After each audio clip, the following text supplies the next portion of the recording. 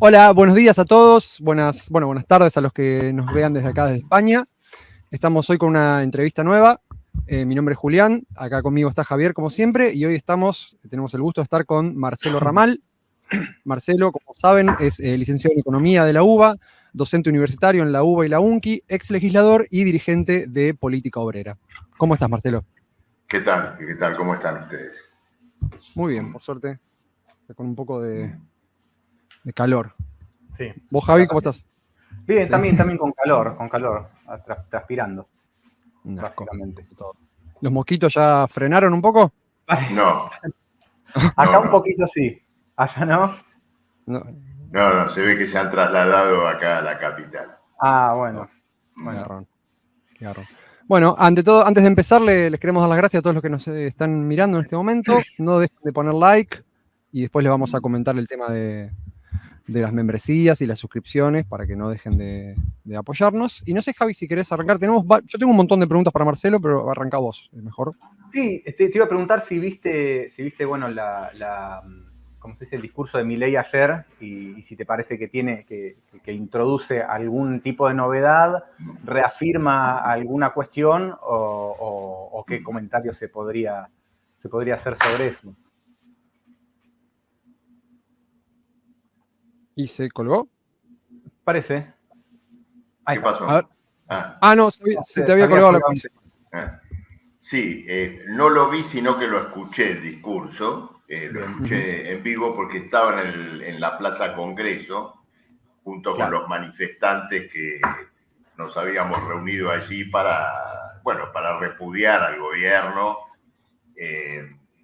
Y te comento de paso, digamos, antes de meterme directamente en el discurso, realmente fue impresionante el escenario de un centro de la ciudad completamente militarizado. Era el escenario te lo voy a decir, parece exagerado, pero no lo es. Era la escenografía de un golpe militar, con la gendarmería desplegada por toda la Avenida de Mayo, un cordón inmenso que se extendía hasta la Avenida 9 de Julio, completamente intimidatorio, ¿no es cierto? Allí estábamos y tuve la posibilidad de escucharlo simplemente porque me conecté mientras estábamos allí manifestando. Mira, lo primero que te puedo decir es lo siguiente. Desde el punto de vista de la gestualidad, de los insultos, de lo que es un poco lo característico de Milei, sonó como un desafío, ¿no es cierto?, nuevamente a lo que él llama la casta política, los gobernadores, los partidos de la oposición. ¿En qué consistió ese desafío? Bueno, o firman conmigo un pacto político de refundación reaccionaria de la Argentina en términos de un programa de reforma laboral, reforma jubilatoria, privatizaciones, etcétera, o yo gobierno por decreto, ¿no es cierto? Esto es lo que apareció en primera instancia. Una lectura un poco más cuidadosa, cuando corremos del escenario los insultos y la gestualidad, de pronto te devuelve la situación inversa, ¿no es cierto?, el negativo de esa foto. Es decir, no un desafío a la casta, sino un pedido de rescate político a la casta. Un rescate con fecha de vencimiento, que sería el 25 de mayo, cuando él propone, ¿no es cierto?, firmar ese pacto político con los gobernadores y con la oposición en Córdoba. ¿Por qué rescate político? Bueno, porque, digamos, haciendo un balance de estos 80 días, el impasse económico y social de la gestión de Milei es completo. Ayer él intentó disimularlo con la manipulación de cifras, pero, la Argentina en estos 80 días acrecentó su deuda. Es decir, el problema más grave de la Argentina, que es un nivel de endeudamiento que ya llega al 120, 130% de su PBI, se agrandó. Transformaron en deuda consolidada, establecida, a los compromisos que había establecido el gobierno anterior con los importadores.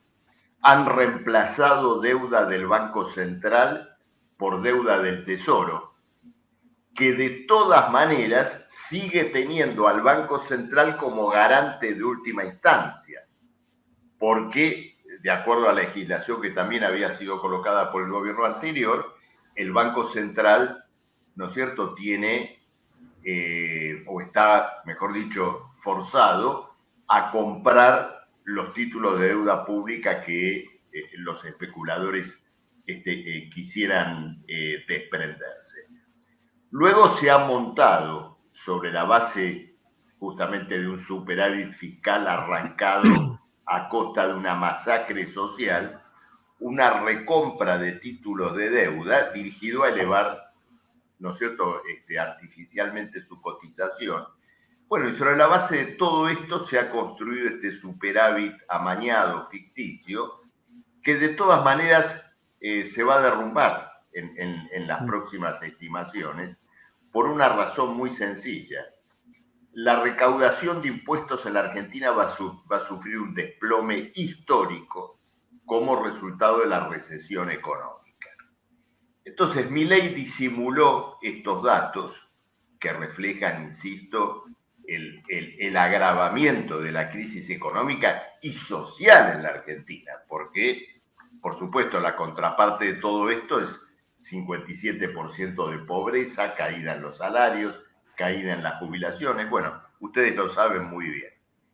Bueno, de cara a todo esto, pidió de alguna manera recauchutar una coalición política.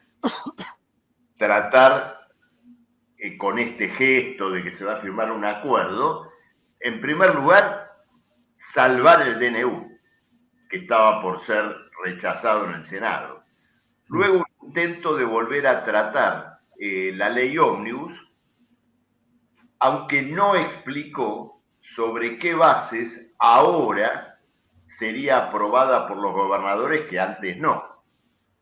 Se refirió a un nuevo paquete fiscal, pero en ese paquete fiscal, bueno, ya está claro que los gobernadores de las provincias agrarias no van a aceptar, por ejemplo, una suba de las retenciones, mucho menos con la caída de los precios internacionales y con el nuevo fenómeno que ha armado esta bola financiera de Caputo, que es un nuevo atraso cambiario. Es decir, Argentina cara en dólares. Y por lo tanto, bueno, esa tentativa de armar un acuerdo fiscal con los gobernadores no se sabe por dónde va a transitar. ¿Qué es lo único que le ofreció Milei a la casta como oferta para tratar de establecer un acuerdo?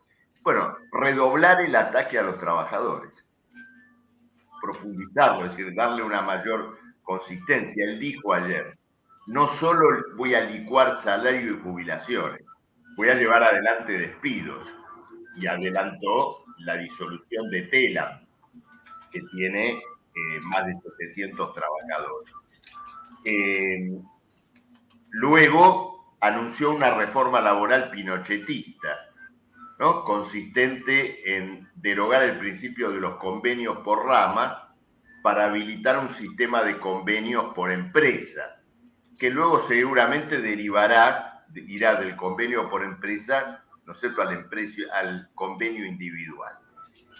Trató de ponerle un poco de edulcorante a esto, diciendo que iba a reformar la ley de asociaciones sindicales, democratizar los sindicatos, este tipo de cuestiones, pero esto es una vieja historia de la burguesía argentina que siempre termina con un pacto con la burocracia sindical. En este caso, hay una fracción de la burocracia sindical que está discutiendo este acuerdo, y la expresión más clara de esto es Facundo Moyano, que ya presentó leyes en este sentido.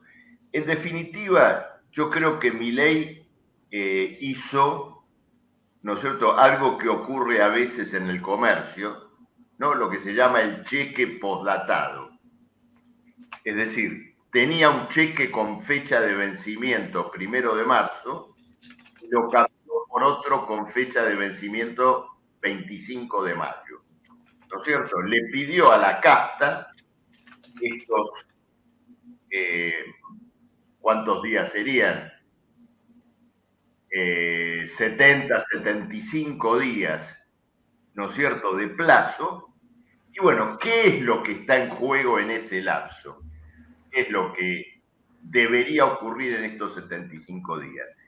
Lo que está en juego es la capacidad o no de Milei en doblegar a los trabajadores, es decir, en darle una consistencia a esa confiscación salarial, jubilatoria, social que llevó adelante en este tiempo. ¿Será capaz de sostenerla? Es lo que los diarios llaman la tolerancia social o el problema de la gobernabilidad. Milei apuesta a que en estos 75 días va a poder asegurar esa gobernabilidad. Naturalmente cuenta en este punto y explota muy agudamente los límites, por un lado, de esta oposición que ayer, por ejemplo, en el Congreso, apenas él formuló esta propuesta, ya había 15 gobernadores que estaban dispuestos a discutir algún tipo de acuerdo.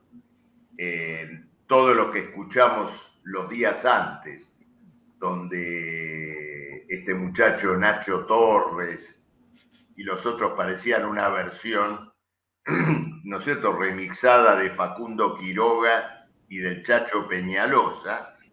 Bueno, ayer se fueron al mazo violentísimamente y en pocas horas ya estaban discutiendo las condiciones de un acuerdo con el gobierno. El punto que los une es esta promesa o este compromiso de Milei de llevar adelante una reestructuración social abiertamente reaccionaria. Es decir, lo que ayer el propio Milei dijo, reducir el costo laboral, llevar el valor de la fuerza de trabajo en la Argentina a los niveles de hace más de 100 años atrás. Naturalmente esto lleva o coloca, ¿no es cierto?, el desafío de lo que va a ocurrir por el lado de los trabajadores. Ustedes fíjense que Milei explota muy agudamente los límites infranqueables de la burocracia sindical. Hubo conflictos en los últimos días, aeronáuticos, ferroviarios, que han tenido, docentes, que han tenido como denominador común que el gobierno no negocia, no dicta la conciliación obligatoria, no hace contrapropuestas salariales. ¿Por qué? Porque tienen una aguda visión de que las burocracias sindicales no van a superar el horizonte de los paros aislados y desgastantes. Explota esa realidad. Ahora, los trabajadores también son conscientes, más o menos conscientes, de esa brutal limitación de la burocracia. Entonces, bueno, es indudable que, digamos, hay como una suerte de olla a presión en la Argentina, una tensión todavía no manifestada abiertamente, que más temprano que tarde se va a expresar, como ha ocurrido en otros momentos de la historia argentina, en la fuerza elemental de los trabajadores.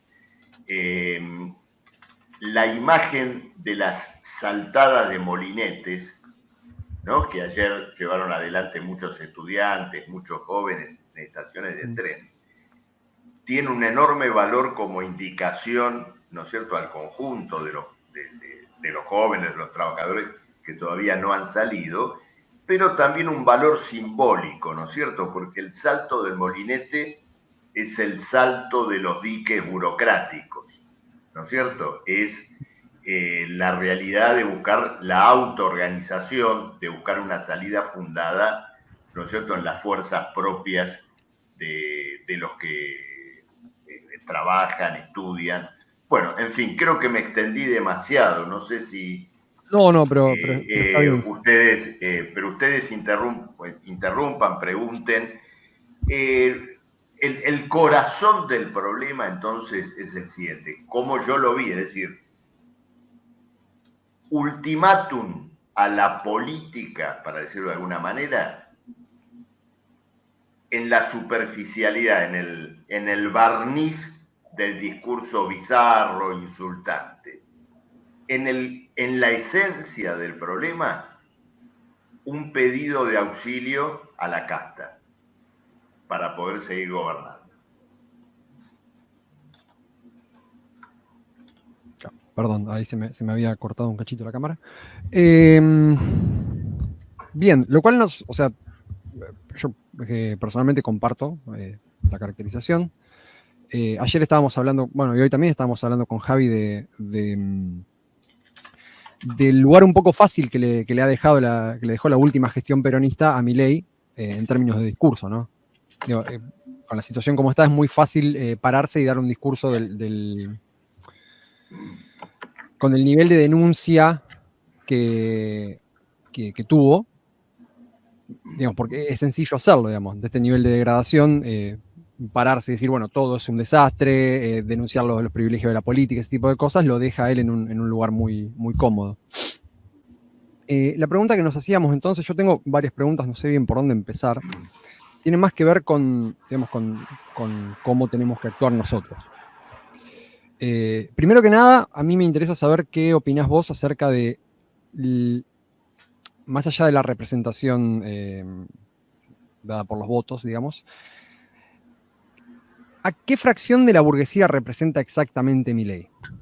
O sea, nosotros podemos entender que por ahí él encarna los intereses de un gran capital internacional, del capital más concentrado, pero ¿cómo se explica que el mundo empresarial argentino, que en general es poco competitivo y por regla general, digamos, está más bien condenado a ser devorado por los intereses que respaldan a Milei, esté fascinado con un tipo que viene de alguna forma a liquidar su propio ámbito de acumulación? O sea, ¿las promesas de flexibilización laboral alcanzan para eso? O sea, actúan como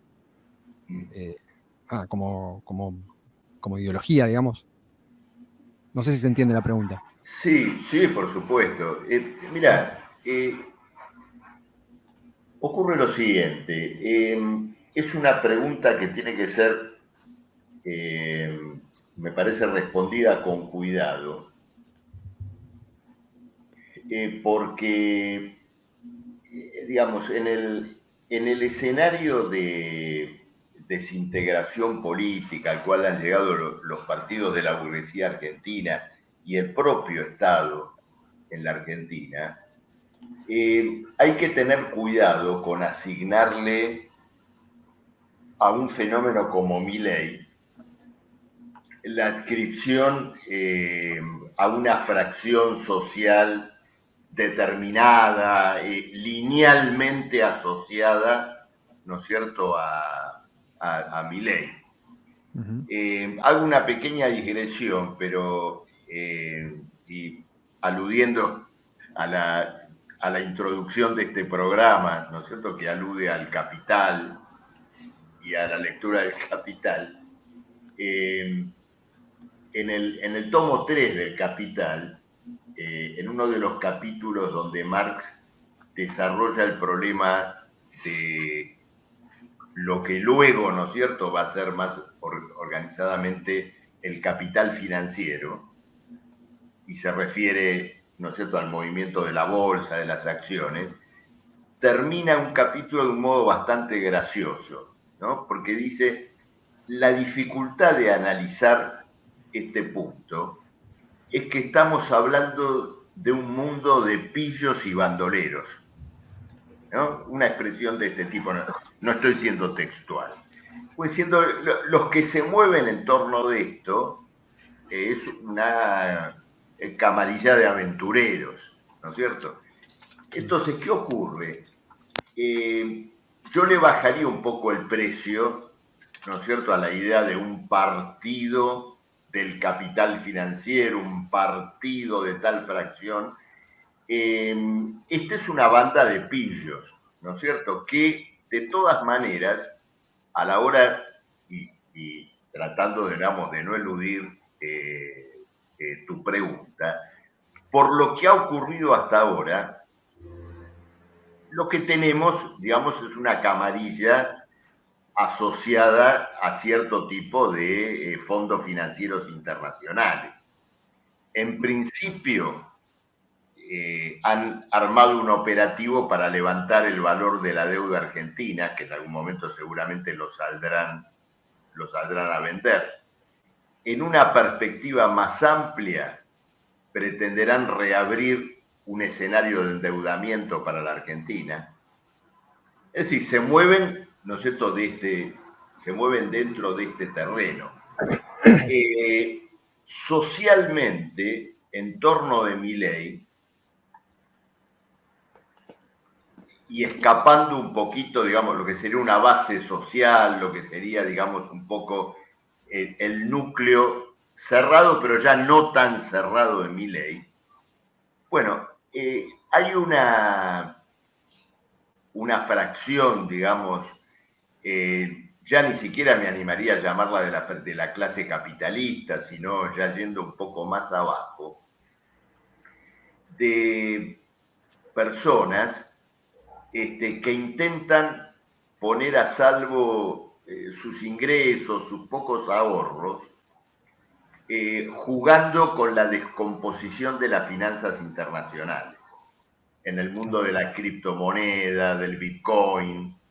Bueno, los que están asociados a este tipo de fenómenos son mileístas furiosos, porque digamos, en este punto se emparentan con una tendencia, ¿no es cierto?, financiera internacional, que es la tendencia a la desregulación de las finanzas, ¿no es cierto?, a recrear eso que después de la gran crisis de 2007-2008 se llamó la banca en las sombras, ¿no es cierto?, los fondos de inversión que operan al margen de las regulaciones, las monedas electrónicas, bueno, y la gigantesca emisión de capital ficticio que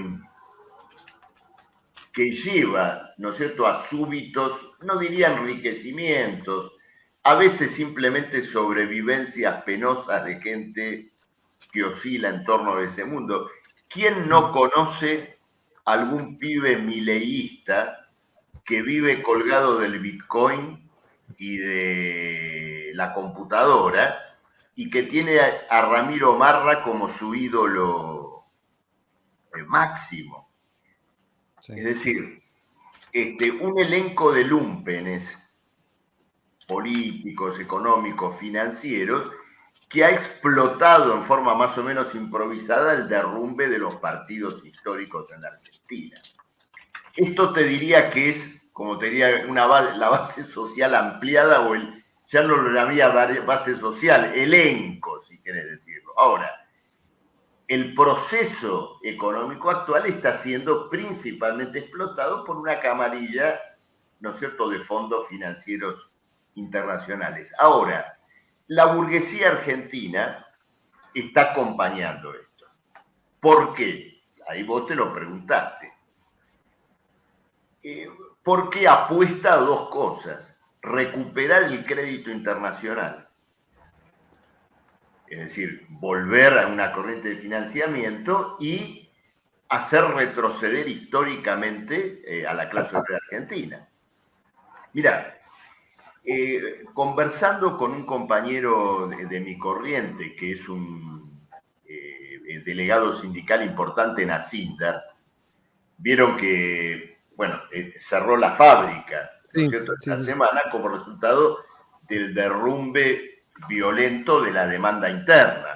No, pero una cosa que no me queda claro, por si lo puedes aclarar, ¿cerró de manera, porque yo había leído que cerraban temporalmente o que cerró de Sí, manera... cerró temporalmente, cerró por un mes porque cayó la demanda interna de hierro redondo, placas que en general están asociadas a la construcción, obra pública, obra privada. Bueno, y esto está relacionado con el proceso económico, ¿no es cierto?, más general, un derrumbe industrial, suspensión de la obra pública y demás. Ahora, conversando con este compañero, él me hacía una observación muy aguda. La patronal de Asindar no emitió una sola queja sobre el proceso económico. No es que dijo esto es culpa de que no hay un modelo productivo, cuestiones por el simplemente cerró la planta. Y estratégicamente están apostando a una reconversión exportadora. Es decir, están tratando de ver, bueno, si no hay obra pública vamos a tratar de vender afuera. Y para vender afuera, lo que sí reclaman del gobierno es una devaluación, porque este va a ser un frente de crisis para el gobierno en los próximos meses. Es decir, este proceso de revaluación que se ha producido del peso a partir de estos movimientos de naturaleza financiera. Y luego, por supuesto, en esta línea de hacer competitiva la fábrica, la reforma laboral. Entonces, el razonamiento frente a Milei es, bien, serán agentes de BlackRock, trabajarán en función de esa perspectiva, pero vamos a dejarlos correr a ver si son capaces de imprimirle un golpe decisivo a la clase obrera. Por eso te cito esto de Hacienda porque es muy significativo. Viste que a veces hay situaciones fabriles que aparecen asociadas a quejas de la Unión Industrial. En este caso no hubo ninguna queja. Claro. ¿No es cierto? Entonces, bueno, no sé si esto más o menos responde tu pregunta, que no es, ¿no es cierto? No es fácil. De todas maneras, insisto en, digamos, el carácter aventurero, improvisado de la camarilla que gobierna la Argentina. Claro. No es que no pueda, por supuesto que uno podría identificar, decir, mira, ganó un sector del capital nacional o del capital de acá o de allá. Acá tenemos un fenómeno que hay que mirarlo con más cuidado porque también está asociado a esta descomposición del régimen político en general, ¿no es cierto? Sí. Es decir, por poderosos que sean los intereses que de pronto se beneficien o no, el grupo de, digamos, la camarilla cerrada que está en torno a Milei no deja de ser una banda de lumpenes. Claro. Y me aferro calurosamente a esa caracterización, por más que el tipo rebuzne libros de texto y cite a este y cite al otro, no me interesa. Además lo cita de memoria, repite las citas una y otra vez. Milei se ha transformado en un copie y pegue de sí mismo. ¿No es cierto? Sí. Todo lo que tiene que ver con el discurso de él es una cosa que nosotros venimos leyendo y analizando y comentando. Ustedes trabajan mucho sobre eso. Sí. Hace años ya. Es notable, porque además repite literalmente, como si vos repite su propio discurso, pero además en muchos casos sin ningún tipo de ajuste para el contexto. Cuando habló hace poco, ¿dónde fue que habló? En Davos. En Davos. Repitió el discurso de una charla TED que había dado hace años. Era palabra por palabra la misma charla TED que dio frente a 5 salames la repitió frente a los líderes del mundo. Acá hay una Totalmente, sí. pregunta que me llamó la atención, Javi, ¿querés leerla vos, Javier? Sí, justo iba, no la encuentro ahora, pero igual me acuerdo que decía, aparte iba por el lado, sí, iba por el lado de lo que iba a plantear yo, que por un lado está esta cuestión, dos aspectos, digamos, y en una voy a sumar lo que pregunta Gerardo Daniel Rossi. Por un lado, lo que vos decís, a ver, la ineptitud del gobierno, y más allá de la ineptitud de los dirigentes, digamos, de los líderes, la debilidad objetiva en términos parlamentarios, de estructura política, de alguna manera hace que llame la atención cómo esta oposición o pseudo oposición a la que por un lado denosta y por otro lado digamos, está pidiendo este rescate que vos decís, cómo esta oposición que tiene la estructura política tradicional, no toda la cúpula de poder que viene existiendo hace décadas, anclada además en elementos de la estructura económica del país, todo eso, de alguna manera como que no le puede hacer frente, a pesar de esas debilidades, no logra imponerse, digamos, y marcar una dirección. Y por otro lado, y ahí viene lo de la pregunta de Gerardo, tenemos también a una clase obrera que en general, o sea, no solamente apoya digamos, variantes burguesas, como obviamente lo ha hecho siempre, sino que esta vez vemos cómo directamente apoya a variantes que han aplicado ajustes muy abiertos. O sea, no es trabajadores votando a Cristina en 2007 o en 2010, donde todavía estaba en vigencia una recuperación de las condiciones de vida respecto a la crisis de la convertibilidad y todo eso, sino que tenemos una clase trabajadora que no puede salir de poner las expectativas en variantes que están aplicando ajustes, pero brutales. Así que, bueno, ¿cómo ves esta cuestión? No, ocurre lo siguiente.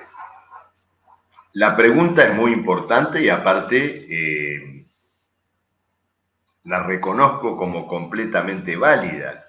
Milei no hubiera podido ganar las elecciones, no se trata solamente de los pibes que juegan por Bitcoin. Hay una parte de la clase obrera que votó a Milei. Esto es indudable. Bueno, y sobre esto hay, digamos, una interpretación terrible, que es la que se escucha mucho en estas horas por parte del kirchnerismo, ¿no es cierto? Que a la gente le lavaron la cabeza, que se hicieron, más o menos, ¿no? Se hicieron liberales o libertarios, es decir, se ha producido una suerte de conquista ideológica de al menos toda una parte de la clase trabajadora, lo cual hasta, podríamos decir, la hace merecedora de un castigo social, ¿no? Es uno de los argumentos que justifica hoy el inmovilismo en muchos kirchneristas, ¿no es cierto? Que dicen, bueno, que sí, en el progresismo está esta idea de que, claro, bueno... Que se jodan, ¿no es cierto? Claro. Votaron por esto. Votaron mal. Votaron esto y todo lo demás. El discurso mileísta, en el aspecto, si se quiere, digamos, de mayor interés en este punto, es una explotación grosera, pero muy intensa, digamos, de la descomposición del régimen político y particularmente del peronismo en la Argentina. Mira, uno de los motivos, esto recogiendo testimonios de muchos compañeros que me lo han transmitido, una de las fuerzas motrices que impulsó el voto a Milei en el movimiento obrero es el odio a la burocracia sindical. Es decir, en la lista de la casta, el odio a la burocracia sindical ocupa un lugar muy importante. Y por supuesto, digamos, motorizó esto con mayor fuerza, principalmente cuando en el último tramo de la campaña, en el balotaje, la burocracia se inclinó abiertamente al voto a Massa. Entonces decía, si estos tipos, que son los que me planchan el salario, los que no luchan, están con Massa, bueno, yo estoy en contra de Massa, ¿no es cierto? Y a partir de ahí, ¿no es cierto?, se volcó a Milei. El límite de todo este operativo político, naturalmente, está en la propia política de Milei. En primer lugar, cuando, como está ocurriendo hoy, ¿no es cierto?, muy claramente, lo que está en juego en este momento es una confiscación salarial, jubilatoria, recortes monumentales en materia de salud en distintos aspectos, y luego también cuando se ponga de manifiesto que Milei va a gobernar y va a buscar cerrar un acuerdo con, para decirlo en sus términos, con los mismos de siempre.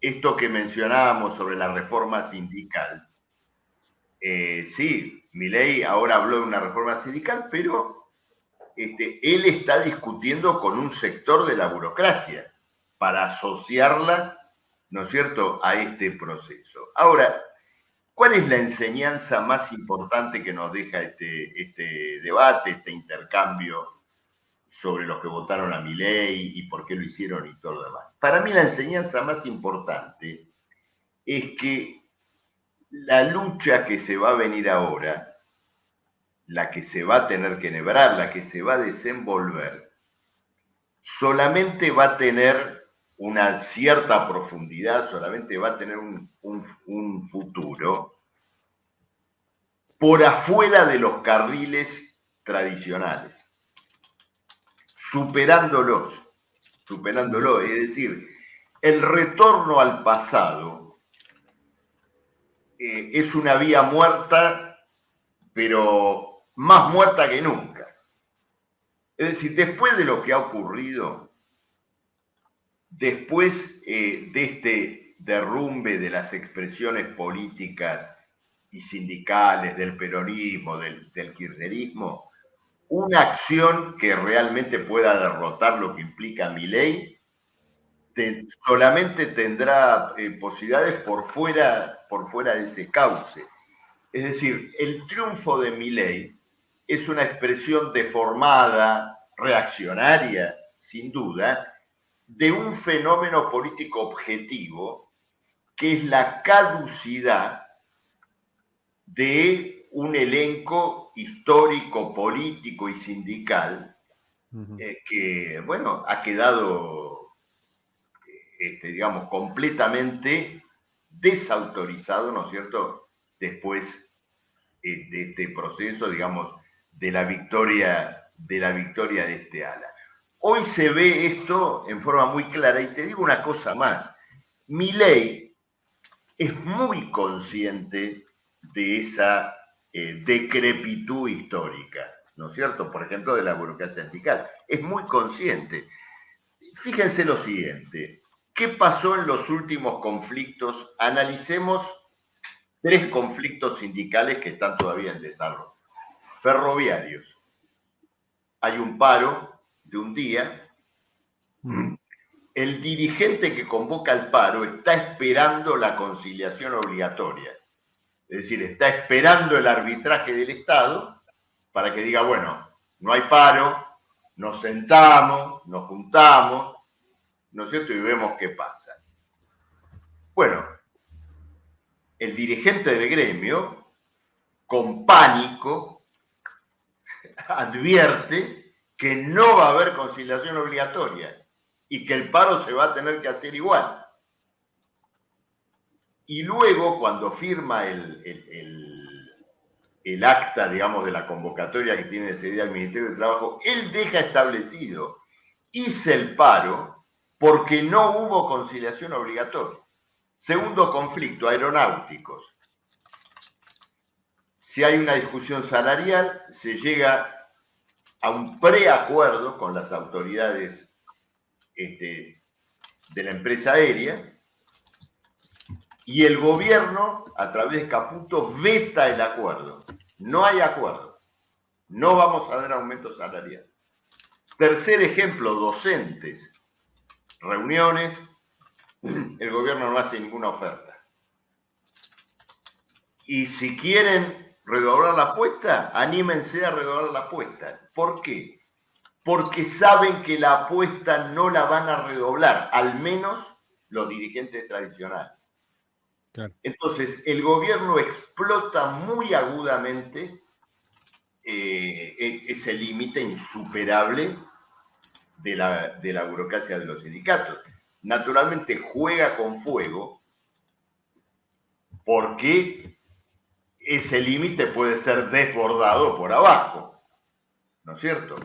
En nuestra opinión, lo que debemos trabajar, ¿no es cierto?, por parte de una izquierda revolucionaria, es desarrollar esa comprensión entre los trabajadores, en principio los trabajadores más activos, los más dispuestos a luchar, de que un rumbo real, ¿no es cierto?, verdadero contra todo lo que está ocurriendo, tendrá que progresar por la vía de las autoconvocatorias, de las coordinaciones por abajo, interfabriles, que en definitiva ha sido el camino a través del cual se han construido en la Argentina las huelgas generales que intervinieron finalmente en el proceso social como huelgas políticas, ¿no es cierto?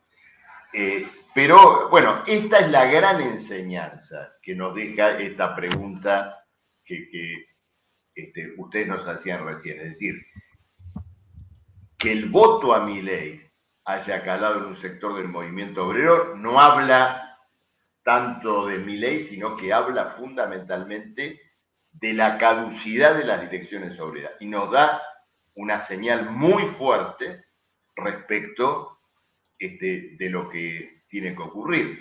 En nuestra opinión, un planteo, te diría, clásico de manual que buena parte de la izquierda enhebra en estas horas, que la CGT convoque a otro paro, que convoque a un plan de lucha, que se ponga las pilas y todo demás, son planteos inconducentes. Es decir, son planteos que ni siquiera el propio trabajador que los recibe cree en ellos.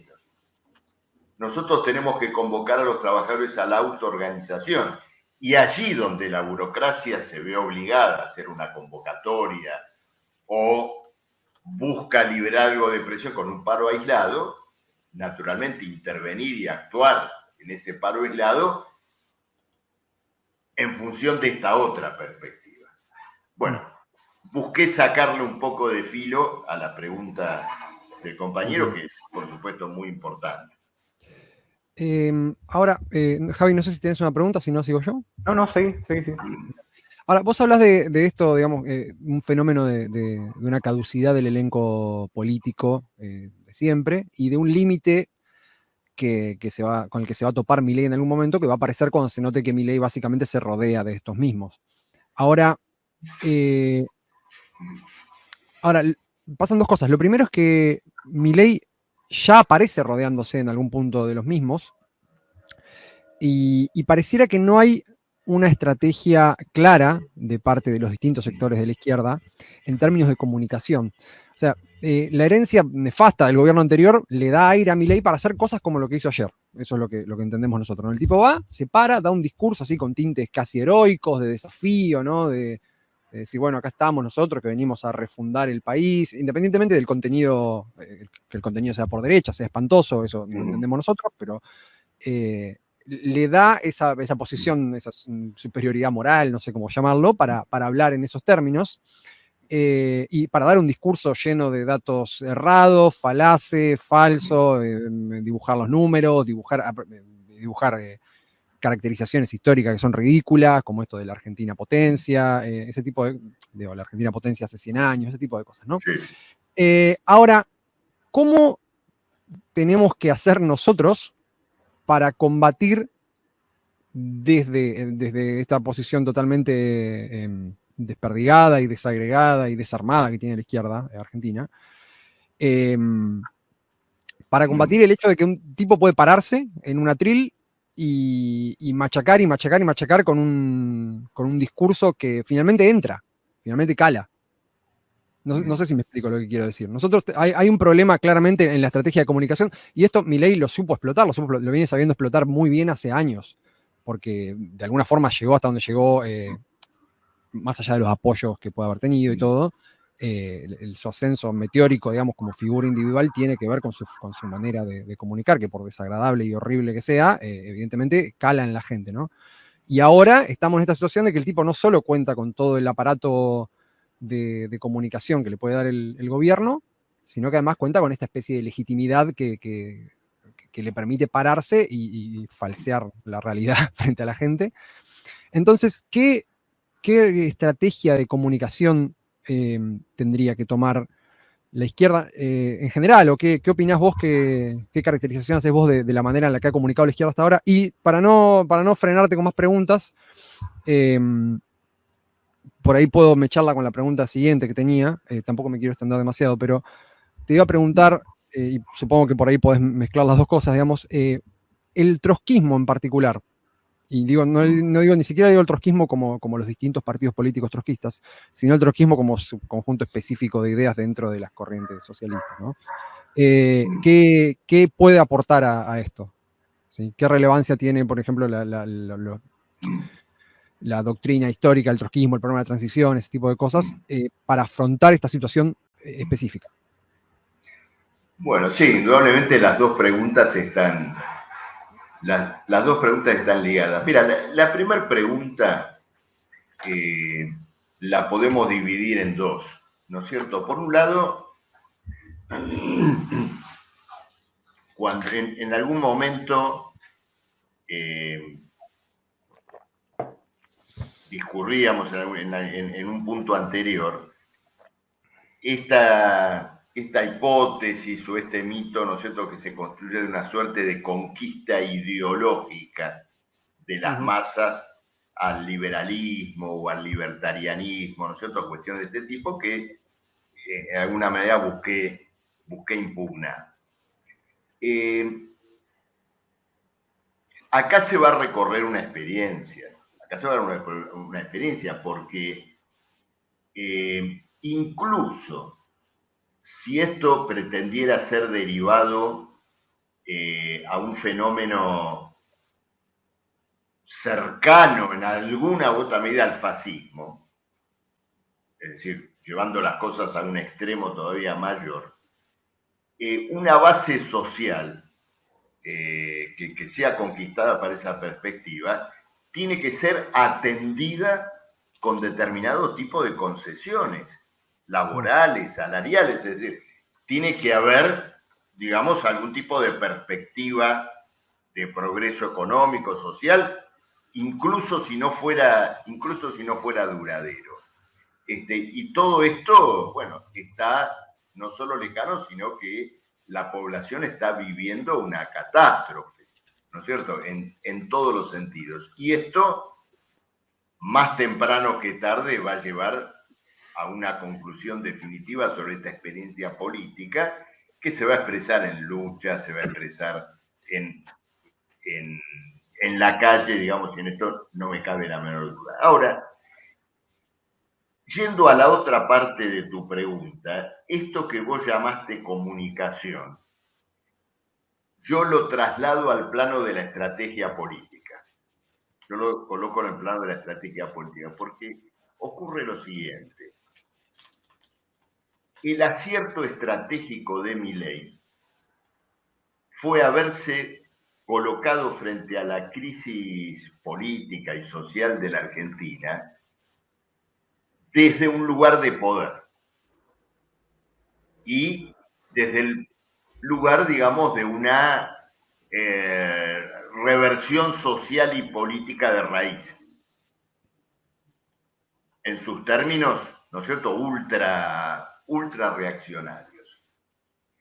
Lo que hay que preguntarse es si la izquierda, podemos colocar este problema desde el punto de vista mundial también, pero también en el caso de la Argentina, si la izquierda, de un modo general, digamos, o dominante, abordó o aborda la crisis argentina desde este punto de vista.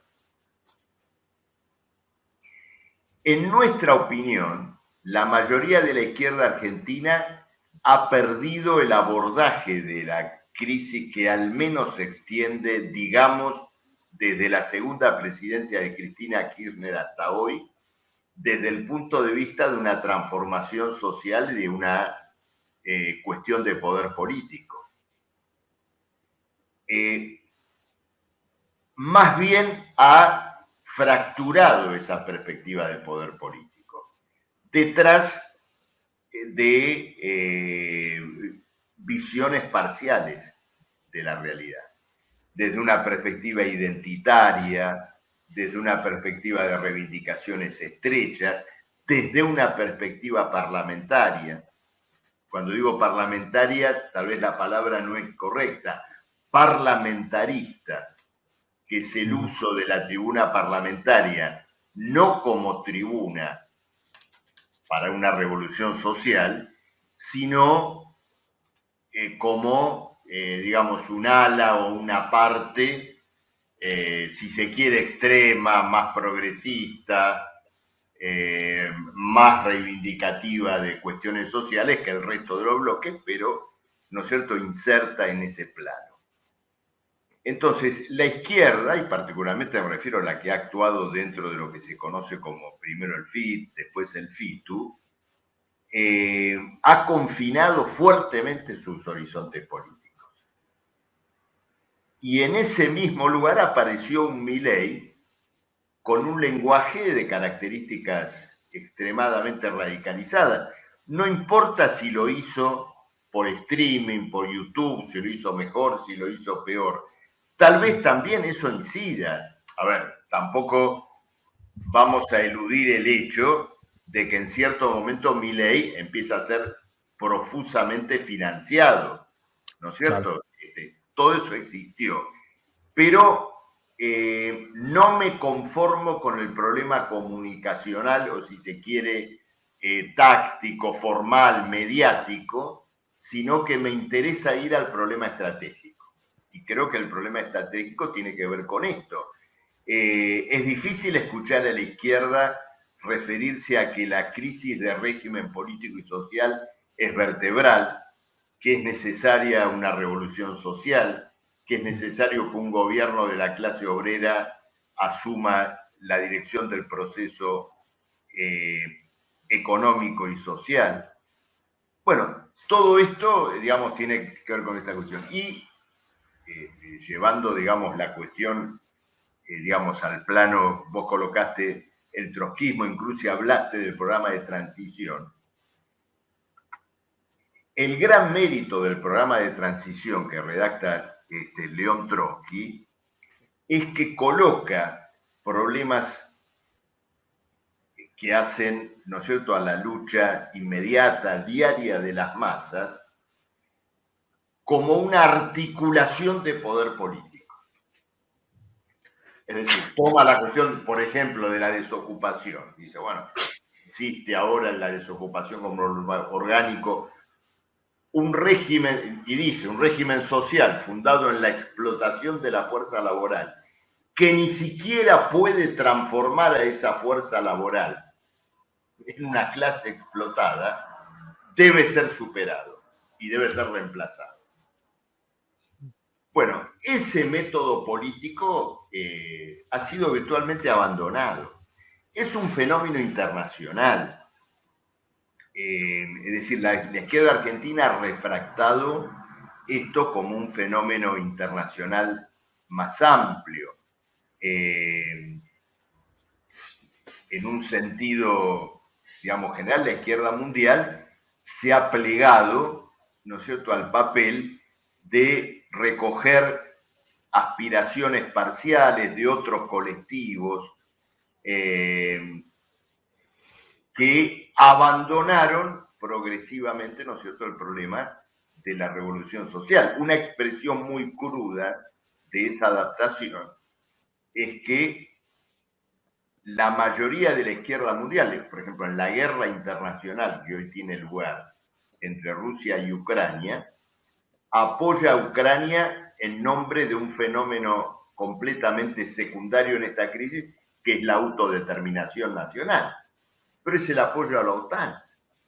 Naturalmente que Putin interviene en la guerra con intereses capitalistas, no debe ser, ¿no es cierto?, de ningún modo apoyado.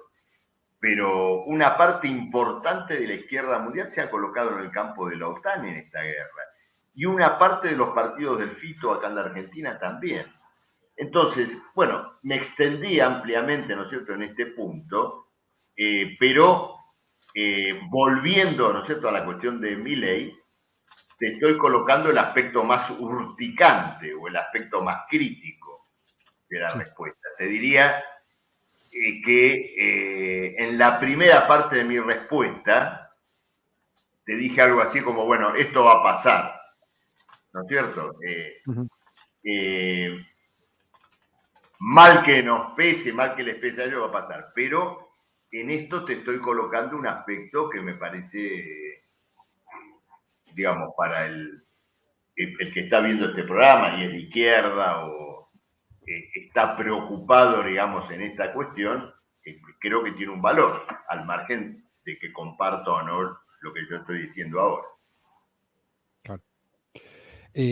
Javi, yo no sé si yo tengo un par de preguntas más para Marcelo, creo que voy a hacerle una sola más para no extendernos mucho, Dale. pero no sé si vos tenías algo más para agregar en el medio. Digo, para que no, No, tal vez pasa que eso capaz que lo podríamos, capaz que da para hacer una charla específica sobre el tema del programa de transición y la estrategia y la táctica en Argentina, o bueno, como esta deriva que vos bien caracterizás para mí internacional de la izquierda, pero sí me surge la duda, al menos para plantearla, de que esto más allá de las posibles críticas que se puedan hacer a que de alguna manera se fueron diluyendo las apelaciones a cuestiones básicas como la revolución social o la identidad específica de la clase obrera, hay cosas que sí me parece que sí están, más allá de que yo no concuerde con los métodos de propaganda que se están usando o con argumentos o incluso con fundamentos teóricos,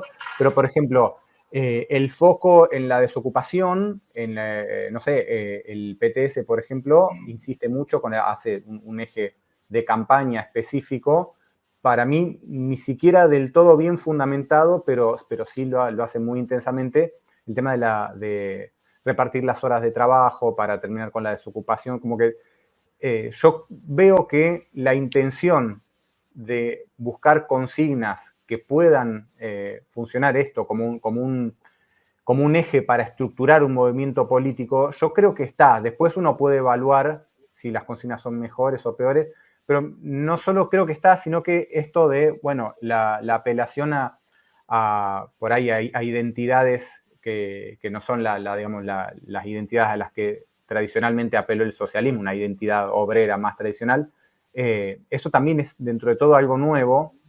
Sin embargo, las dificultades de inserción de la izquierda en la clase obrera viene de décadas, y de décadas en las que sí la apelación era tal vez más tradicional o más ligada, digamos, a reivindicar eso, identidades, incluso dentro de la propia clase obrera, identidades que hasta apelan a fracciones específicas de la clase obrera, al obrero industrial de casco y mameluco, o al desocupado.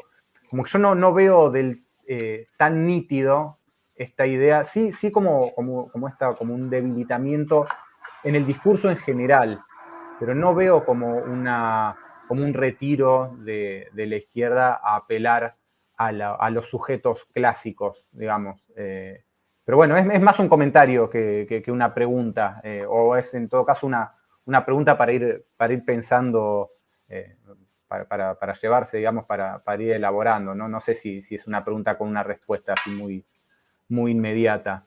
Sí, no, lo que te puedo decir es lo siguiente, no, digamos, no comparto, digamos, una visión retrospectiva o histórica de la izquierda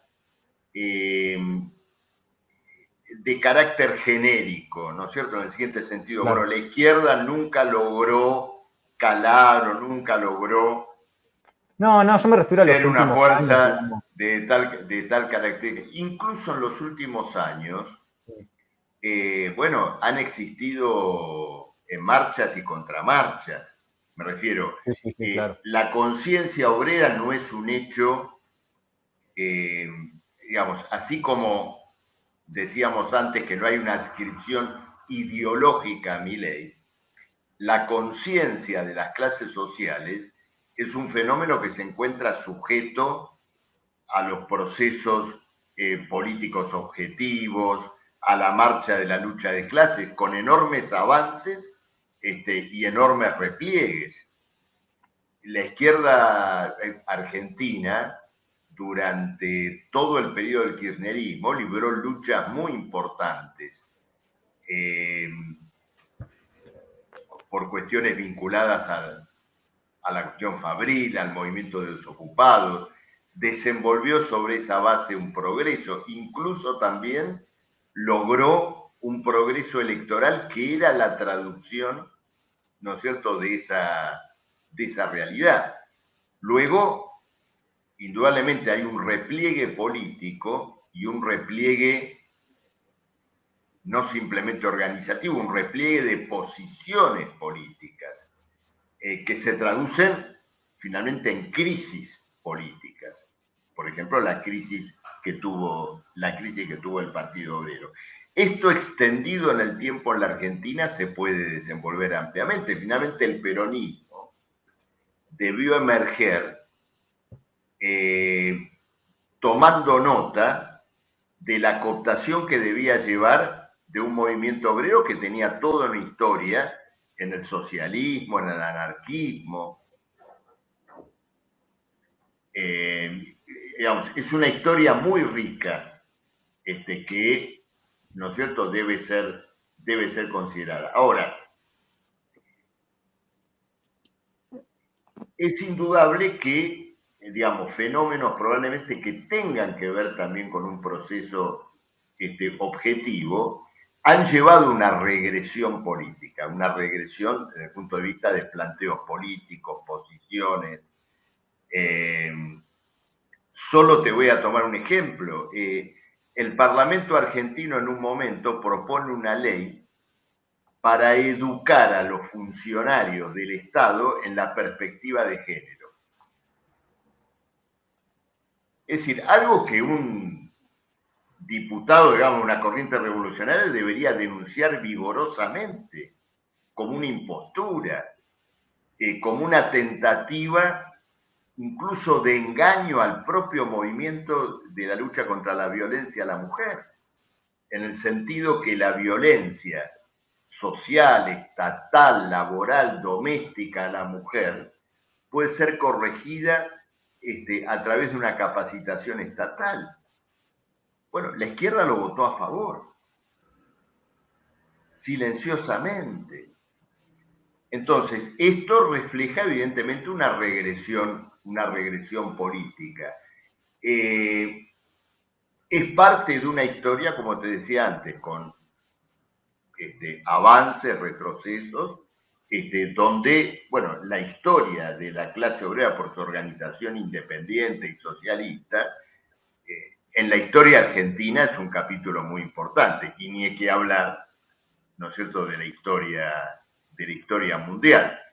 Ninguno de los hechos políticos que hoy puedas analizar en cualquier aspecto de la realidad mundial podrían obviar la lucha de la clase obrera por su organización independiente y en muchos casos también por el poder político.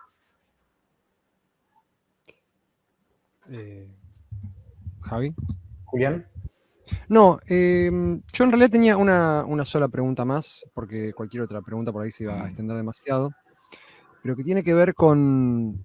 Es más una cuestión de opinión, estoy pensando bien cómo formularla, y tiene que ver con preguntarte qué opinas vos respecto, digo, vos, o qué línea puede tener la política obrera, o qué línea pensás vos que debería, que sería beneficiosa para la izquierda en general discutir o adoptar, respecto de aquellos discursos que se perciben, que la gente percibe como abandonados por la izquierda.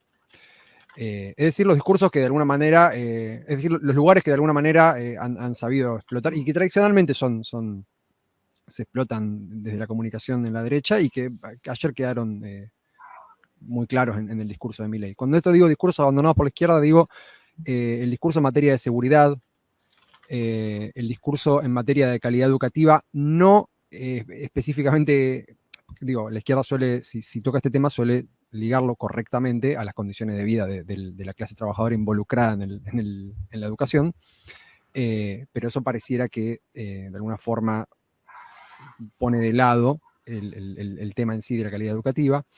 Entonces, estos discursos que se perciben como abandonados por la izquierda parecieran crear un espacio vacío que viene a llenar, otras fuerzas políticas.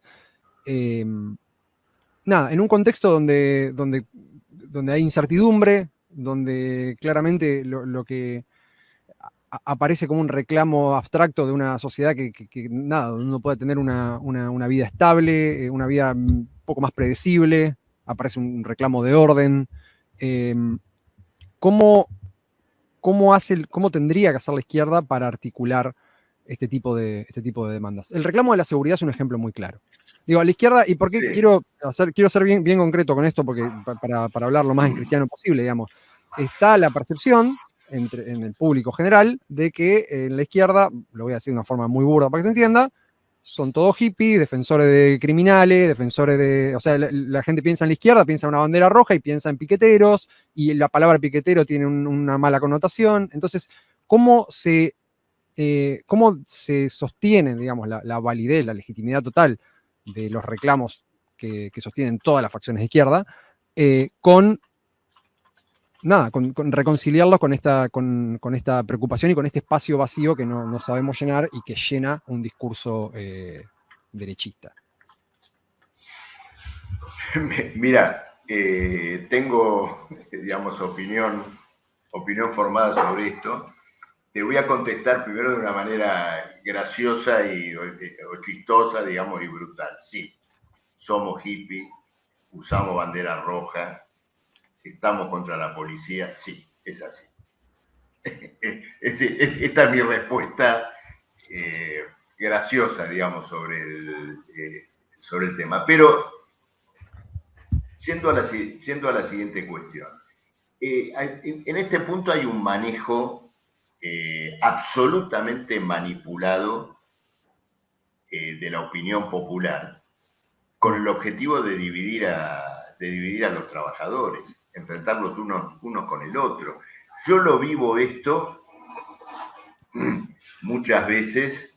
De pronto te invitan a un canal de televisión y bueno, la televisión explota esto de una manera, ahora sí, abiertamente fascista.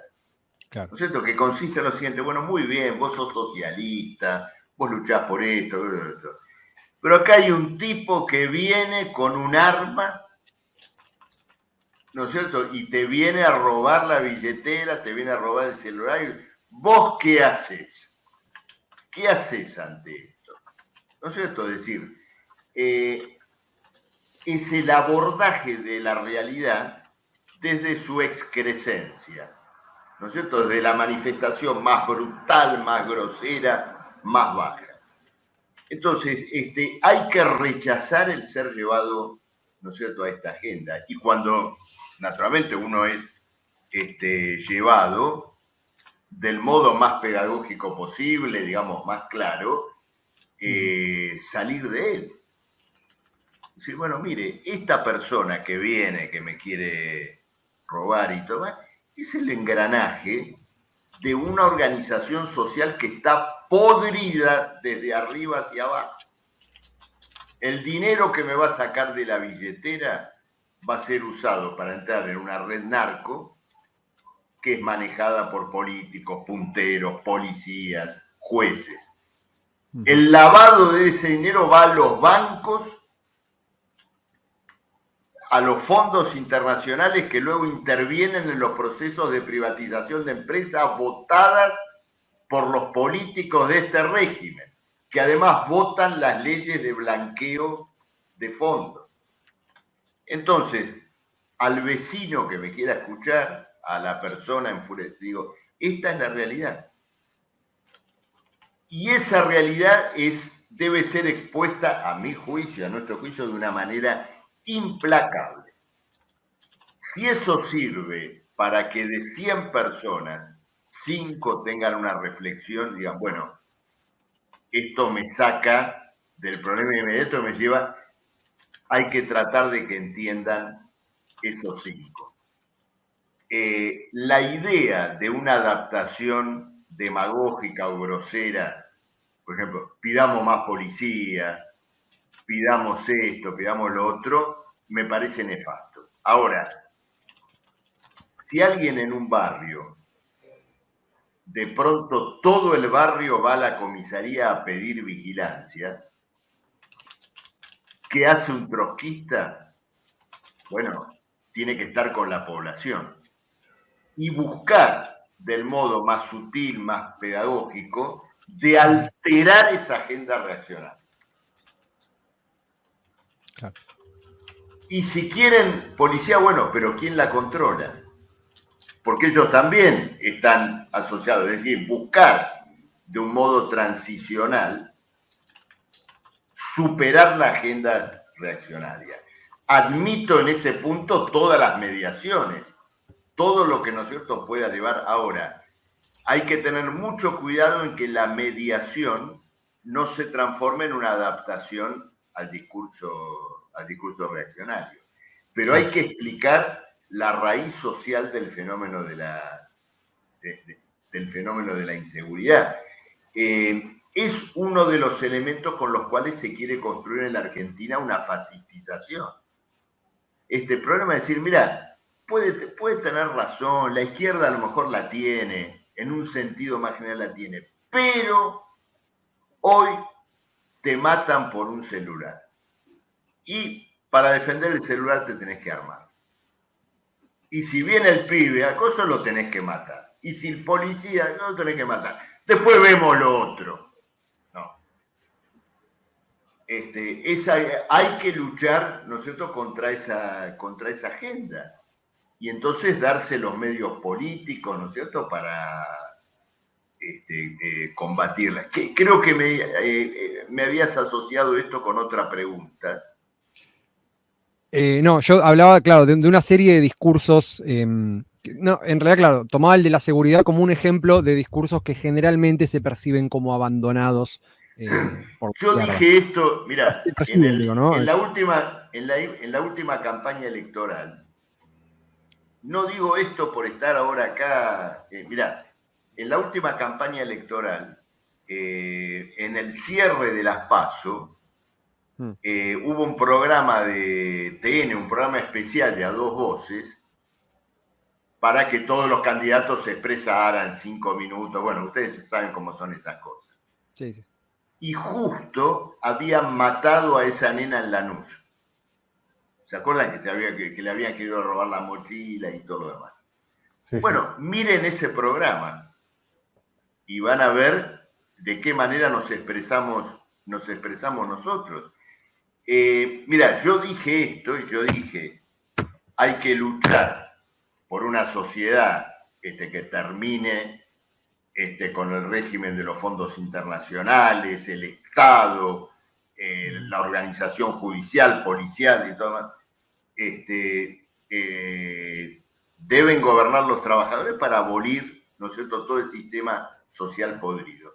Y uno de los conductores, Edgardo Alfano, me dijo, pero en el mientras tanto, y yo dije, en el mientras tanto hay que organizar la fuerza social y política para llevar adelante esa transformación.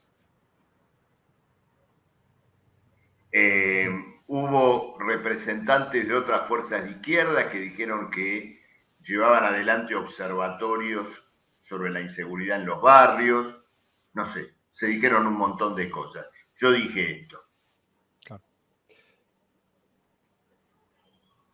Bien, entonces, digamos, como para destilar una idea en general, yo decía justamente, y por eso hice énfasis en esto, yo entiendo que estos son discursos, y te lo planteo a vos de esta forma, que se perciben, hago énfasis en esto, se perciben como abandonados por la izquierda, porque todos entendemos, digamos, que la izquierda tiene en realidad un discurso respecto a esto. Por ejemplo, lo estás exponiendo vos.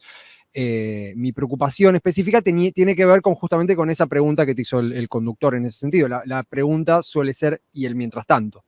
Entiendo entonces que tu respuesta es... en el mientras tanto hay que organizar, tenemos que organizarnos para luchar por una sociedad, ¿no es cierto?, sobre bases sociales diferentes. Ahora, sí. Naturalmente, un revolucionario, un trotskista, no se sirve de sus principios para cultivar la pasividad. Si mañana se produce una rebelión la realidad es muy contradictoria. Los trabajadores del subte han hecho paros pidiendo vigilancia policial. En los barrios se han quemado comisarías por la connivencia de la comisaría, ¿no es cierto?, con el delito. Y naturalmente nadie se va a quedar en su casa mientras ocurren fenómenos de esta dimensión. El problema es hacia dónde me oriento, hacia dónde procuro orientar, ¿no es cierto?, una determinada realidad que de pronto se está manifestando. Ese es el punto. Me entiendo. Bueno, esto da para hablar mucho más, porque también toca un tema, aunque sea tangencialmente, toca un tema que por lo menos es una preocupación mía, que tiene que ver con la relación de la izquierda en general con la cuestión de la fuerza de seguridad, ese tipo de cosas, que es una discusión que en tanto la izquierda pretenda crecer, va a tener que exponer hacia el público, digamos. Es una discusión complicadísima. Ya me acuerdo, había otro punto y no quiero dejar de referirme. Sobre el tema de la calidad educativa. Sí, eso era. Ahí va. Sobre el tema de la calidad educativa. Mira, una vez en la legislatura de la ciudad se votó una ley de calidad educativa o algo por el estilo, por supuesto, ¿no es cierto?, del macrismo. Y cuando me tocó intervenir, yo impugné el concepto mismo de calidad educativa. Y con mis compañeros docentes, cuando tenemos conversaciones, a veces muchos de mis compañeros utilizan el término, ¿no es cierto?, calidad educativa, y siempre, claro, con el propósito de decir, bueno, sin salario no hay calidad educativa y todo más, pero yo rechazo el concepto de calidad educativa. Porque ocurre lo siguiente. Fíjate que tiene que ver un poquito con lo anterior. Sin darnos cuenta, nos estamos haciendo cargo de una agenda del capitalismo. ¿Por qué? Porque ¿qué es calidad del capitalismo? Bajo el capitalismo, la calidad es homogeneidad productiva. Es estándar de producción. Fíjate que existen los sistemas de calidad total. Entonces, cuando el capitalismo alude a calidad educativa, se refiere al manejo estandarizado y barato, ¿no es cierto?, del sistema educativo. Pero una calidad educativa construida en una sociedad orientada a la elevación del individuo en la realización de sus facultades plenas, apunta no a la homogeneidad, sino a la heterogeneidad. No a la estandarización, sino a la diversidad. Entonces, un sistema educativo en una sociedad socialista va a estar fuertemente orientada a la potencialidad a la potenciación de la individualidad humana en sus infinitas diversidades, y va a ser lo antagónico a la homogeneidad o la estandarización a la cual el capitalismo asocia la cuestión de calidad. Esto lo dije en la legislatura de la ciudad. Ok, entiendo. Me parece No, sí, sí, que es está un bien. tema, Sí. un tema Eso, que aparte no sé abre si otra interesa. discusión aparte, ¿no? También. Javi, no sé si querés yo, digamos, tendría muchísimas cosas más para preguntarte, Marcelo, tampoco te quiero quitar más tiempo, creo que ya el grueso de las cosas importantes que quería preguntarte No, lo dije. hacemos Sí, sí, otra otro día, porque si lo hacemos muy largo, no, sí, después totalmente. el video oyente no lo ve. Sí. Totalmente. Así que no sé, Javi, si querés terminar vos. Sí, había una pregunta que me parece que estaba interesante, que tenía que ver con una cuestión ya de cómo afrontaría, cómo debería afrontar, cómo se debería afrontar desde una perspectiva de izquierda de los trabajadores, la cuestión de la productividad en Argentina. O sea, por ejemplo, no sé, a mí me pareció, ahora estoy complementando, ¿no? La pregunta que ahora no la veo, pero estaba en los comentarios. Me Ahora la llamó la busco. atención en el debate presidencial, cuando le preguntan a Miriam Bregman qué empresas expropiaría. En un momento habló de expropiar los medios de producción. Le preguntan, bueno, ¿qué empresas, por ejemplo, expropiaría si fuera presidenta? Javi, ¿No? perdóname, ¿esta es la pregunta a la que te referías? Ahí está, exacto, sí, la había perdido de vista. Y ella dijo, bueno, eso lo decidirán los trabajadores.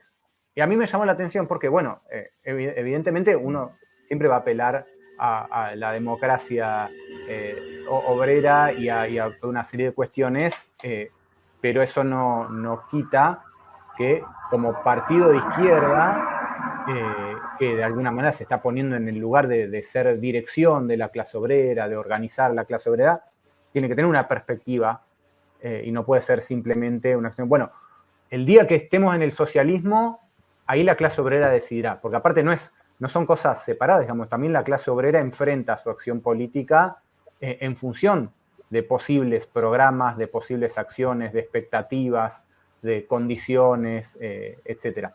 Entonces, en un hipotético, digamos, caso de, no sé, de gobierno obrero, o en el caso de que hubiera que discutir con la clase obrera esto, cuestiones concretas de si, no digo un presidente obrero, pero si la clase obrera empieza a acumular poder y ese poder lo empieza a poder orientar hacia alguna perspectiva, bueno, en términos de la estructura del capitalismo argentino, ¿qué medidas se podrían tomar? Por ejemplo, esta cuestión de la productividad de las empresas, de las características de los distintos sectores de la producción, donde hay sectores que están más concentrados o que tienen una tecnología competitiva a nivel internacional, sectores que están muy desconcentrados y en los cuales las condiciones no solo productivas, sino laborales son lamentables, como por ejemplo en los talleres textiles clandestinos, que hay miles y miles en todos lados y los trabajadores están en condiciones terribles.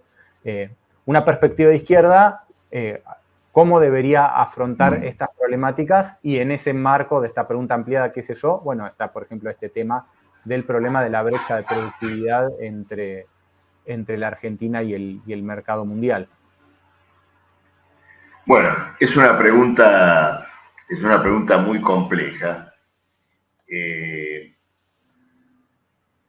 Te la puedo, digamos, abordar bajo, ¿no es cierto?, bajo varios puntos de vista. En primer lugar, la visión de que efectivamente la clase obrera debe decidir en un plan de conjunto, digamos, cómo reorganiza las fuerzas productivas. No sé con qué sentido se dijo en el debate presidencial, pero es un concepto estratégicamente valioso, en el sentido que lo que se debe privilegiar en una estrategia política es esta cuestión justamente, la de la clase obrera en el poder. Es decir, que las organizaciones de la clase obrera, sus consejos y luego su partido, puedan efectivamente ser el liderazgo político, digamos, los protagonistas de una revolución socialista. El socialismo para nosotros es esencialmente eso, no es una sumatoria de expropiaciones. Porque luego, digamos, una transformación social deberá tener en cuenta, bueno, justamente cómo se conjuga con los intereses inmediatos y estratégicos de los trabajadores. Es indudable que una parte, por ejemplo, de la industria argentina, del campo argentino, de su interrelación con el sistema de comercio exterior, ha sido preparado para su socialización por parte del propio capitalismo. ¿No es cierto? Es decir, en la Argentina hay un puñado de fábricas automotrices, hay un puñado de cerealeras, hay un sistema agrario que por múltiples vínculos se ha ido interconectando, ¿no es cierto? Se ha ido coordinando. Bueno, todo eso, indudablemente, ¿no es cierto?, que está maduro para la expropiación. Ahora, hay que tener mucho cuidado. Yo estoy en contra de los maestros ciruelas del socialismo, ¿no es cierto?, que se dedican a escribir libros dirigidos a enumerar qué cosas ellos van a expropiar, qué cosas no van a expropiar. Todo eso me parece, le resto cualquier valor político. Y también hay que tener cuidado con asociar el problema de la productividad o el rendimiento del trabajo, una vez más, a los conceptos capitalistas de productividad. Porque la productividad del trabajo en el mundo capitalista es juzgado desde el punto de vista de la competencia y del desempeño individual de cada fábrica. En una economía planificada, digamos, dirigida, regulada conscientemente por los trabajadores, se pueden conjugar situaciones de mayor rendimiento económico, de mayor obsolescencia, incluso técnica, cuya vigencia, cuya existencia y combinación va a tener que ser juzgada desde el punto de vista de intereses estratégicos que no son los del capitalismo. Te digo esto porque te voy a dar un ejemplo. Europa Oriental, dije Europa Oriental, Alemania Oriental, después de la caída del muro, fue desindustrializada en función de la obsolescencia, que era fábrica vieja, que era esto, que era lo otro y todo lo demás. El proceso de desmantelamiento industrial de Alemania Oriental fue argumentado, fue justificado por el lado de la obsolescencia, pero fundamentalmente se trataba de una suerte de adquisición hostil o copamiento económico del mercado por parte de la gran industria de Alemania Occidental. Si Alemania hubiera sido unificada por un planteamiento obrero, socialista, no se hubiera puesto a desmantelar industrias así porque sí, sino que hubiera buscado armonizar y conjugar un desarrollo en función de una perspectiva más amplia, por ejemplo, de no generar el desempleo. Lo mismo se puede decir de muchos aspectos de la industria de la Revolución Cubana. Entonces hay que tener mucho cuidado con utilizar los conceptos de productividad del trabajo en lo que sería, ¿no es cierto?, un gobierno fundado en la planificación económica, en una dirección consciente del proceso productivo, con los estándares, ¿no es cierto?, del capitalismo. Von Mises escribió su famoso libro, ¿no es cierto?, acerca de la inviabilidad del cálculo económico bajo el socialismo. El libro se llamaba, ¿no es cierto?, El socialismo, cuyo error metodológico es pretender juzgar una organización económica socialista bajo las condiciones del mercado. Por ejemplo, dice algo que es casi obvio tautológico. Una categoría, un régimen socialista no puede establecer la categoría del precio. No puede arribar al concepto de precio porque el concepto de precio solo emerge de la competencia mercantil. Sí, es obvio. Claro. Sí, pero no que existe una economía, el término propio, economía socialista, es una contradicción en sus términos, porque la economía, incluso como ciencia, es una categoría propia de la sociedad mercantil y de aquella fase de la economía mercantil en la cual la generalización del intercambio ha llegado a la mercantilización de la capacidad de trabajar. Pero una economía que, en forma antagónica a las regulaciones mercantiles, lleva a que los productores la regulen conscientemente, ha salido de la condición del precio. Es decir, creo que este aspecto metodológico de la obra de von Mises es desatendido, incluso por muchos críticos marxistas. Pero creo, Javi, que tu pregunta nos lleva, ¿no es cierto?, a ese debate que me parece muy importante. Sí, de hecho nosotros hicimos este planteo, no solo con el texto de Mises, sino con una actualización que hace Huerta de Soto y que básicamente plantea lo mismo.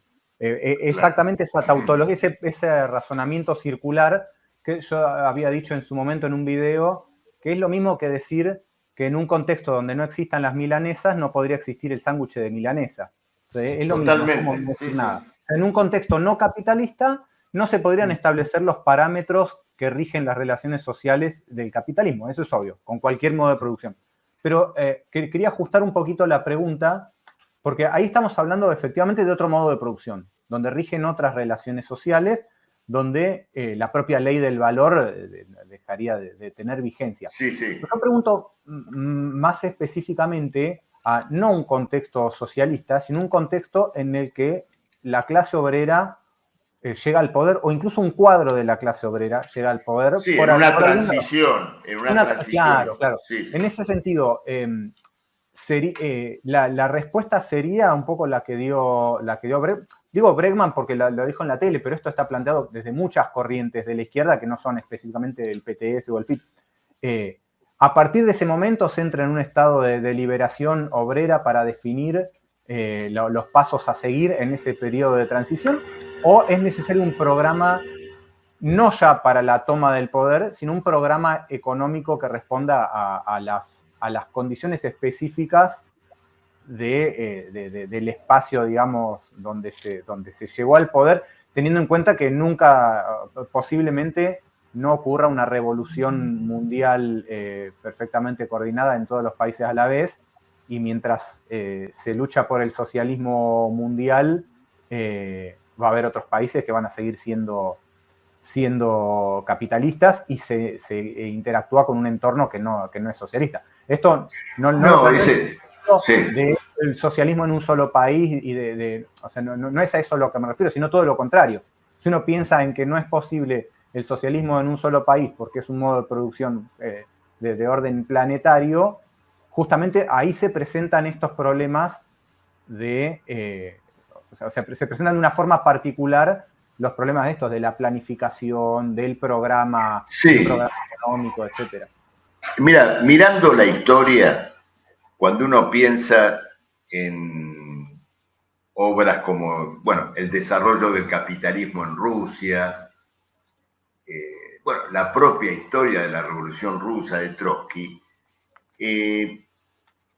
las grandes elaboraciones programáticas de este tipo siempre fueron hechas en función de luchas políticas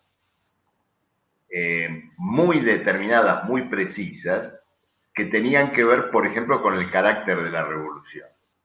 En la Argentina también se ha escrito sobre eso, pero esto que vos llamás un programa debería ser el resultado de un mayor desarrollo político de la izquierda revolucionaria en relación al conjunto de la sociedad argentina. Cómo elaborar las consignas transicionales adecuadas, cómo plantarnos frente a distintos fenómenos, ¿no es cierto? En qué consiste el boom agrario de la Argentina, en qué consiste la cuestión minera. Bueno, todo esto evidentemente tiene que ser desenvuelto en primer lugar de cara a la lucha política que hoy enfrentamos en diferentes aspectos. Lo único que rechazo en este punto es la pretensión de construir una suerte de elaboración doctoral o académica sobre lo que iríamos a hacer en este lugar, en otro, con completa independencia de un desarrollo político. A ver, los ingenios azucareros en Tucumán tienen diferencias de productividad inmensa, una del otro. Hay algunos muy modernos, otros muy atrasados. ¿Me dice esto algo de lo que yo voy a hacer desde un gobierno obrero? En absoluto, en absoluto. No puedo establecer el propósito de tener una elevada producción de azúcar y una convivencia, ¿no es cierto? Y una articulación de sectores obsoletos con sectores más modernos en función de propósitos de carácter más general. Voy a decir ahora, por ejemplo, no. En Tucumán vamos a dejar abierto el Ingenio Concepción, este otro y este otro. Y el Ledesma, que no es de Tucumán, los demás no, porque no son eficientes. Eso no tiene nada que ver con el socialismo. Es una pretensión, ¿no es cierto?, puramente pedante de alguien que pretende alcanzar una superioridad académica o política sobre la base de mirar los censos industriales. No tiene ninguna importancia. Ok. Bien. Bueno, Javi, no sé si vos no tenemos más preguntas, ¿no? No, creo que no. No, está bien. A ver, cada cosa, cada una de estas respuestas da sobre todo para desarrollar bastante, esta última en especial. Hay mucho que hablar. Hay muchas preguntas de la gente acá. Lamentablemente no podemos extendernos más, pero bueno, quedaremos para otra vez, si te parece, Marcelo, porque ¿Cómo no? Cuando quiera. Un gustazo tenerte acá. Bueno. Vamos a recordarles rápidamente a todos que den like a este video. No sé cuántos likes hay ahora, pero estoy seguro que van a ser menos que la cantidad de gente que está mirando, así que pongan like, suscríbanse, compartan esto, compártanlo con compañeros, compártanlo con sus familiares, compártanlo con su amigo liberal. Sobre todo, compártanlo con sus amigos liberales, se enojan, vienen, comentan, insultándonos. Nosotros ya estamos totalmente curtidos, claro, inmunizados a eso, así que, y nos da interacciones. Recuerden que si quieren colaborar con nosotros pueden hacerlo por Cafecito o por Coffee si están en el exterior, y que pueden suscribirse, hacerse miembros del canal con las categorías fundido, explotado, siervo que elija su amo, capital humano, apéndice del capital o conciencia enajenada. La membresía más barata creo que empieza en, ¿cuánto, Javier? 600, creo. 600 pesos, sí, una cosa así. Aprovechen que nunca subimos la membresía, así que si se sigue así devaluando la moneda, va a ser Está casi... congelada. Sí. Sí. Está en proceso de licuación. Así que bueno, muchísimas gracias a todos los que nos están viendo. Compartan esto y muchas gracias a vos de vuelta, Marcelo. Ustedes tienen que aumentar la membresía y al que no puede pagar le dan un voucher. Ahí va, sí. Es que sabés que no se pueden aumentar porque no está pensado el sistema de YouTube para países con inflación. Eso es muy loco, eso es muy loco.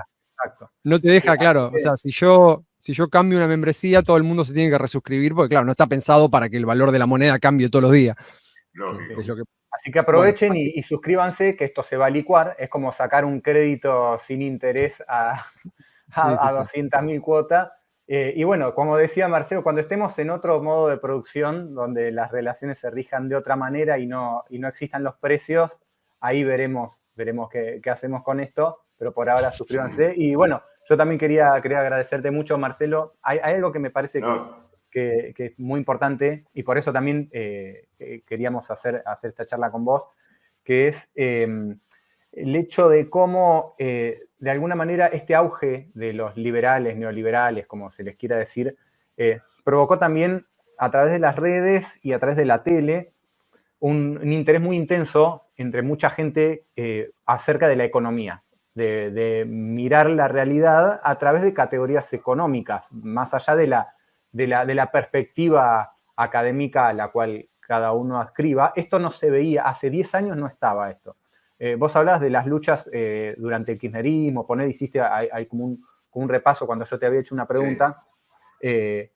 Nada, fue como decías vos, hubo un momento de un pico, digamos, de conflictividad y de lucha y de organización impresionante en esa época, que después fue decayendo mucho durante el gobierno de Macri y mucho peor durante el gobierno de Alberto, y hoy estamos viendo las consecuencias. Y en esa época, con todo ese fervor, digamos, político y con ese crecimiento que tuvo la izquierda, no solo la izquierda partidaria, las comisiones internas combativas, los movimientos sociales, los movimientos de desocupados, no se hablaba de economía, se hablaba de política. Y de alguna manera también eso ilustraba el carácter de la hegemonía o de la breve hegemonía kirchnerista, con esta tendencia así súper voluntarista de que la política puede manejar todo y se puede vivir del déficit fiscal sin atender desequilibrios económicos concretos que finalmente terminaron estallando y que dieron pie a toda esta reaparición de los cuadros ortodoxos, digamos, de los Caballos, de los López Murphy, que en este momento gozan de tan buena imagen. Entonces, poder ver con un economista, poder atender, digamos, a las discusiones políticas que se están dando desde un punto de vista, digamos, que muestre un cuadro estructural de esta manera, me parece muy interesante. Es algo que, más allá de las diferencias que se pueden tener, sí me pareció muy valorable. Bueno, Jorge Altamira no es economista, pero es un referente, digamos, en cuanto también a sus opiniones sobre economía, reconocido por economistas, en general por todo el mundo de la economía, más allá de si él lo es o no. Vos como economista, Cristian Caracoche, que lo entrevistamos, que estuvo participando del stream la semana pasada. Así que bueno, también agradecerte por eso y invitar a la gente que nos escucha a atender estas cuestiones, porque es algo que no solo hay que contrarrestar, esta hegemonía de los economistas, de los tecnócratas neoliberales, sino que es una parte, digamos, de la elaboración de la lucha política de una perspectiva de clase que no hay que descuidar. Así que también, bueno, eso, que está bueno tener un economista docente y dirigente de un partido de izquierda con una experiencia política para compartir con nosotros acá en este espacio. Bueno, les comento algo que un poco tiene que ver solo, porque puede ser pie para una futura charla. Estoy escribiendo algo que pretenderá ser un libro, pero que será un plan de 6, 7 artículos digamos, ensayos diferentes que tienen como denominador común varios aspectos centrales de la llamada escuela austríaca. La cuestión del origen de la economía y la famosa escolástica española, el concepto de escasez, la crítica al tomo 3 del Capital de Marx, el problema monetario, ¿no es cierto?, la categoría de dinero. Bueno, estoy trabajando en ese tema, así que con todo gusto un día podemos hacer un... Totalmente. Sí, podemos hacer una charla específica sobre esas cuestiones. Sobre todo eso, por si les interesa. Sí, desde ya lo hacemos. Ya cuando vos estés como para hacerlo, nos avisás. Perfecto. Y lo hacemos.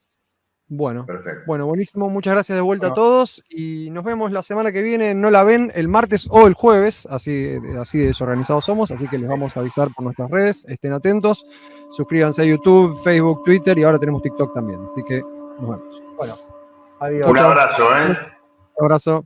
Nos vemos. Chao. Chao. Recibí el resumen diario de politicaobrera.com en tu celular.